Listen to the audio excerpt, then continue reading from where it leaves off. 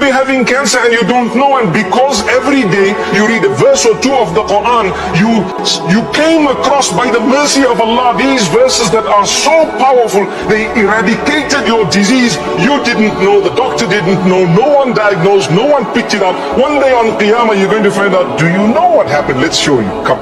Allahu Akbar. There is nothing more powerful than this.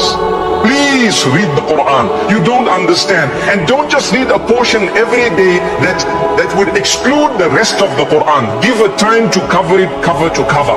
Give a time, a portion. Set a marker. I start from the beginning today. And trust me, I'm going to read a verse, 2 verses, a page, depending on how fluent you are. I put a marker, continue tomorrow. Put a marker, continue the next day. Wallahi, a day will come when your level will have gotten such that you would look back and say, La ilaha illallah. Had it not been for the mercy of Allah, I wouldn't have been rightly guided.